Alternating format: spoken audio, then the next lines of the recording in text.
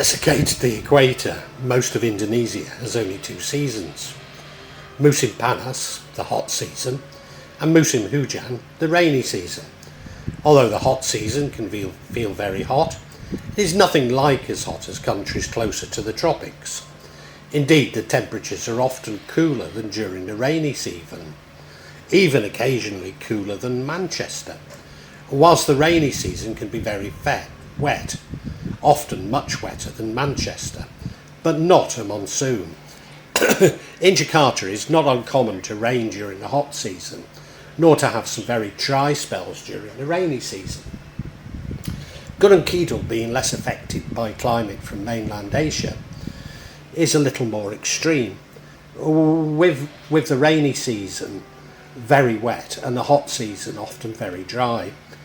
Given its elevation, the hot season is nothing like as hot as below on the plains, nor indeed Jakarta, despite a popular perception that it's very hot in Gunung Kidul, fueled by the darker skins of the Javanese.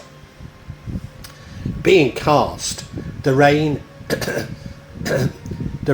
drains down the plains, irrigating the paddy in the neighbouring areas of central Java and Jogja. This means that during the hot season few crops grow in Gunung Kidul, leaving the population almost the poorest in Indonesia. Again, being equatorial, there is rarely much wind in Indonesia, especially when compared to the UK. But some evenings in Gunung Kidul, the rain is torrential and the wind can be heard whipping through the teak trees. On these evenings it can feel a boding place, and we will lock our doors waiting for the new day. It was one such foreboding evening in Gunung Kidul. We'd already gone to bed and had no intention of opening the doors, not even the patio doors to our bedroom, opening onto the bedroom terrace.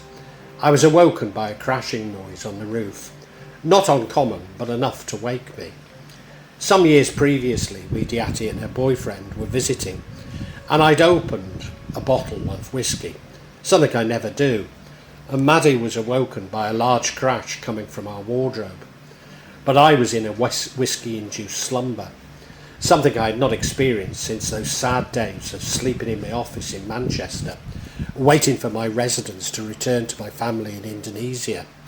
Indeed, had my residence been delayed or refused, I would almost certainly have become an alcoholic.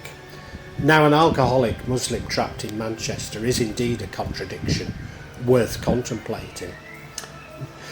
Maddie contacted our paranormal helper, Pakano, who said it was a clash of energy and not to worry. Such noises are common when a spell is cast, but it fails to break through the protection of its victim. Often the spell then returns to the sender. Could that be the reason for the inexplicable noises sometimes heard on our roof? This phenomenon is related to electrical and mechanical devices malfunctioning at times of paranormal activity. My mechanical watches are often the first to experience this, something I recall from when I got my first watch and being told that I had too much electricity in my wrist. I have a few vintage watches, none that valuable, but I do treasure them, especially my father's old Seiko. When I awoke from my whiskey-induced slumber, I opened the wardrobe to find that the rail had broken, leaving my clothing in limbo between the broken rail and the floor. It took me all the next morning to effect a repair, with a hangover, concluding that this would teach me to drink whiskey.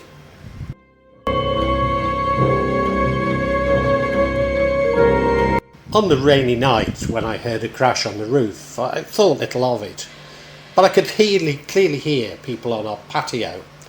I cannot say I was particularly frightened or concerned. I certainly didn't want to open the French windows, letting in the wind and the rain and getting soaked for what would probably be nothing much. I inspected our home the next morning and there was no apparent damage. However, at the corner of the patio abutting our bedroom and the neighbours' chickens had dug up some weeds next to a gnome. I buy these cheap gnomes every time I return to the UK, if only to keep company with the various Javanese statues we have around the garden. I'm not sure that the gnomes can understand Javanese, nor the Javanese statues German, but they do seem happy together. Indeed, at night time, when we are locked in the house, they played tag together, chasing around our garden. I like to imagine they enjoy playing leapfrog, but that's just being ridiculous. Semar is far too plump to jump over a German gnome. Chickens digging up the garden was not unusual, but what was maybe a little more unusual was that chickens kept coming back to this corner digging up the soil. Unfortunately, the gnome in the front garden becomes damaged every time we leave Java. Somehow, I doubt if it's due to him playing leapfrog. It wasn't long after this evening when Maddie started to feel those signs of black magic attack. Indeed, she felt as though those distressed times when she lost her mind were somehow repeating themselves. We had now concluded that this is a result of multiple attacks by numerous magicians, including Dukun we'd sought help from, and not solely on Uni, nor even Paerte. But we had believed those days to have ended, and that we were now in control of our own destiny. Maddie became progressively worse and fearful, which of course only makes those symptoms even worse.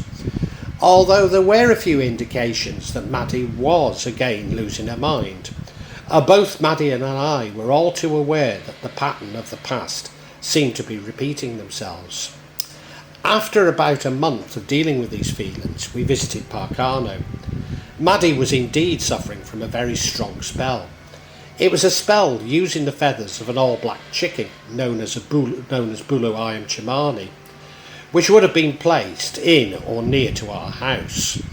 The spell is designed to wipe a person's mind so that they can be controlled by whatever entity is subsequently sent to them.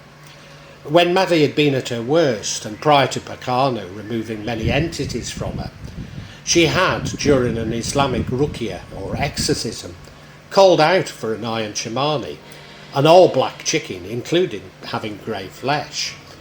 After a few days, Maspera had tracked down an Ayam Cemani at some expense. The chicken was paraded in front of my wife during one of her daily ruqyas by a kind but ineffective Paustad, and then dispatched. No sooner had my wife eaten some of the chicken and she seemed to improve. Indeed, the entity she was speaking through promised to leave, and it did seem to do exactly this. We had experienced such improvements previously, for the relief only to last a day or two, and sure enough, it did not last. But if the point of the Ayam Cemani spell was to allow other entities to enter my life, all it had done was remove the potential shortcut to my wife's possession, not the possession itself. The Paustad who had been giving my wife daily ruqya was a good man, but was clearly out of his depth. Maddie claims that he was annoying the spirits within her, rather than actually them wanting to leave. And maybe this is the point, to make the spirits so fed up that they accept Islam or leave. But the Ustad had given up long before Maddie's demons, leaving her all alone once more. Certainly in my experience, whilst the Islamic ritual may work, as would a Catholic exorcism, but nothing like as well as using a loving authority, engaging with and understanding the entity. I was in Jakarta when Parcano first helped Maddie, and it is said that he removed 18 entities sent by 18 different people. But what this new information meant was that it was the Dukun brother who was behind Maddie's worst problems, and not Uni. I'm so clever that sometimes I don't understand a single word of what I'm saying. Oscar Wilde. By the time we got this revelation, it was hardly out of the blue. We knew that brother had been up to some mischief, and had witnessed him making Maddie worse. But this now really pointed the finger firmly at him. In fact, all the signs had always been there, such as when he spoke to her in the hospital, setting back her recovery many days. But we'd refused to believe that a brother would be so cruel to his little sister. Although after Maddie was released from hospital, I'd resolved to punch the brother. Not a good idea when fighting magic. Although maybe, had I, it would have escalated things and we would have been we would have been in the same position as we now find ourselves in some 5 years later. Shortly after Parkano removed the Ayam Cemani spell from Maddie, her brother number 2 started to suffer exactly the same symptoms. A religiously devout man who lives a simple life on the plains below the mountain. When we visited him, I attempted to remove what malevolence I could, but I could feel from the heat on his forehead that he was affected by something very strong. Parkano removed the entity, but explained, as I had, that he may need to return, maybe many times, as whoever was placing this spell, which we now knew was his elder brother, would keep trying. This is exactly what happened. My brother number 2 is recovering, but just like Maddie following her first attack, he is still suffering from a degree of memory loss. As I say, he's a simple man with little wealth and only a garden to supply his food. He and his wife are dependent on him whilst working in the garden for their sustenance. But his problems meant that, like Masperwa, he was unable to work as productively as before. And like Masperwa's family, this has resulted in moving from little surplus to now struggling simply to live. Of course, we regularly visit with food parcels. Nevertheless, it's all so unavoidable, or maybe you could say incredibly evil. Brother number 3 has always insisted that the Dukun brother was behind the deaths of his own father and mother. Could this be true? Certainly Maddie's youngest sister has been ill for many years, seemingly suffering from similar symptoms as Maddie once had. As a young adult, she'd thrown herself down a well, but was rescued by brother number 5. She now lives in a forest near Chilachap, and is the most impoverished of all the family. When I first met her, she seemed very wary of me as a foreign male, but now we get on well. Her son, when he left school, moved in with us in Jakarta, and now, whilst not exactly thriving, has a job as an office boy in the centre, which allows him to sleep in the office. He's a lovely young man and visits us at least once a week. His younger sister now also lives with us. Although the school leaving age has been raised to 18, schools were closed for 3 years during the health crisis, with only online tuition. But having neither internet nor smartphone, she received no schooling since the age of 15. Maddie found our niece a job at the beauty salon she sometimes visits. Again, whilst not thriving, she is establishing herself in Jakarta. Not thriving as, despite us providing food and shelter for her, she could not hope to live in the city. Despite not earning enough to live in Jakarta, she's still expected to work over 80 hours per week and buy her own consumables. Nevertheless, compared to so many young people in Jakarta, she is very well treated and loves her work. What this does illustrate is how often people like myself with some savings but no income are expected to subsidise businesses and Indonesia's middle class. She often joins Widiati and Titi with us at Chez Frank, and I'm as happy as can be when surrounded by my family.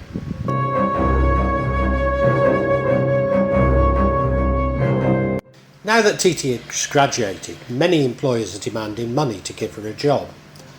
Whilst this may seem highly illegal in some countries, in Indonesia even the parliament wanted $4,000 to give her a job. Exactly how Indonesia can claim to be on a growth trajectory with such dubious imperfections in its economy is a mystery to me.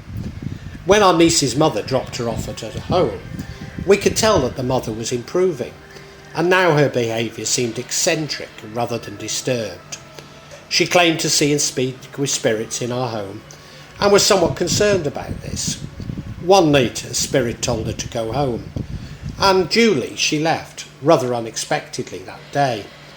I made a long speech that her daughter was safe with us, and whatever concerns she may once have held about me now seemed to have completely been dispelled. Whilst writing this, we heard that she had relapsed. She wanted to visit Jakarta, but her son realised that this to be a ploy to bring the daughter home. Thus he returned for a few days to Cilacap in an attempt to calm her down. During this visit she was chain-smoking, despite never having smoked in her life, suggesting a ghostly possession. We have not heard much from Bulu, Maddie's eldest sister, and her husband Mass Predictor, since they left us for Banyamas, not too far from the youngest sister in Chilachap. Maybe a part of the reason why they owed me money was that there had been inevitable arguments over non-repayment. Then out of the blue I was repaid in full. At the same time we heard that she was experiencing some problems, but no real information was given.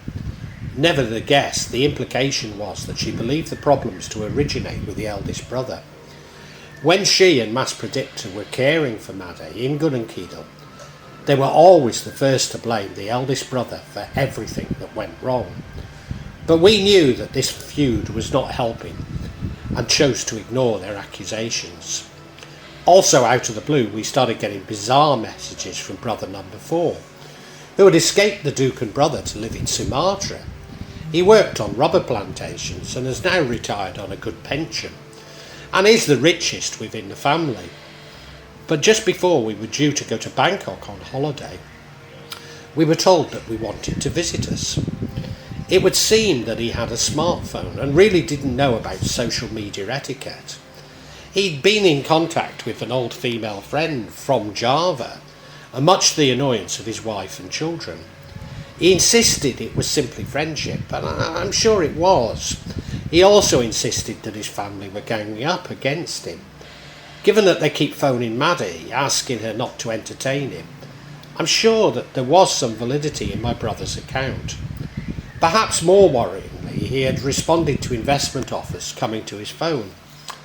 In Indonesia, these are now endemic.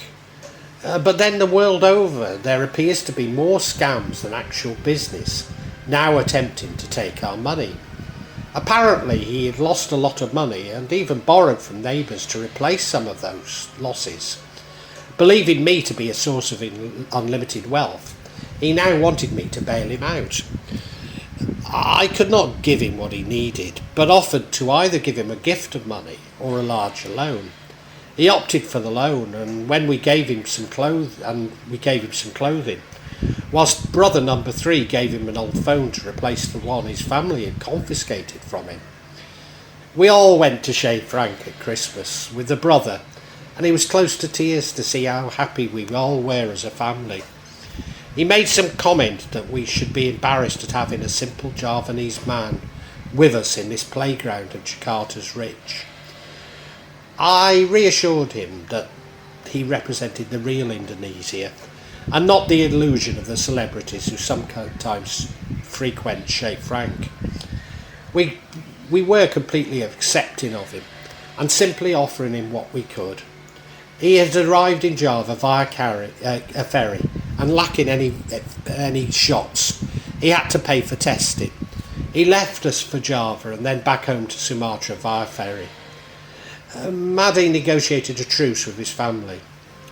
That is the last we have heard from him. Presumably his family have confiscated his replacement phone and refused to provide him with money to pay back my loan to him. We all hope he's alright. He's a good man and he doesn't deserve this. I should explain that costs vary incredibly across Indonesia, with Gununkeedle being amongst the cheapest places and even Jakarta not being that expensive. Whereas I suspect that where he lives in Sumatra is much more expensive. What was quite a lot of money to me may seem like pin money in Sumatra. Certainly pin money to a Westerner rich beyond and Indonesians' wildest dreams. Despite Mehdi having explained that I'm not allowed to work nor conduct business in Indonesia. But like all Indonesians, I suspect his family find this completely ridiculous. After all, I'd arrived on a plane.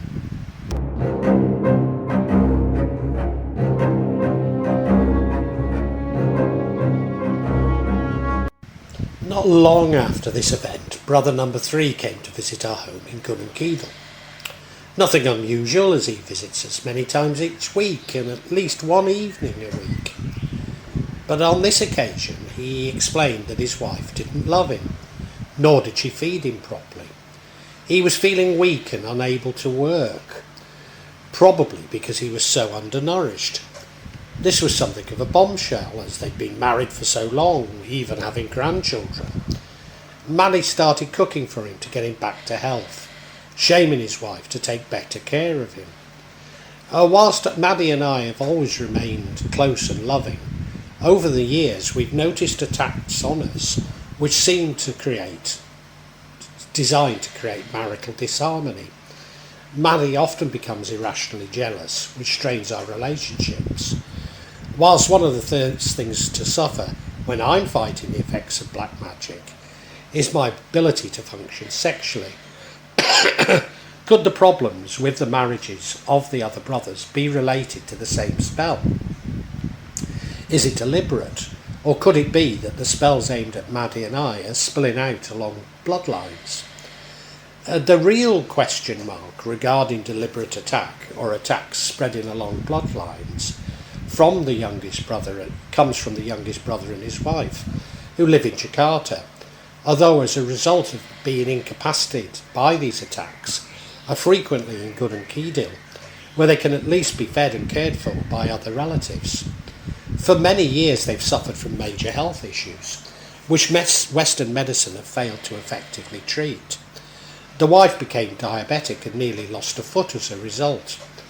They don't seem similar to the herpes-like symptoms on my feet, nor the sciatica, but could these be from the same spell?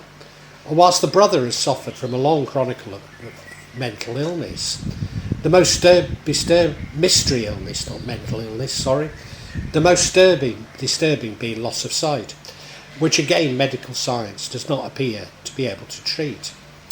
And nevertheless, it's a relatively unsuspicious event which caused the greatest suspicion.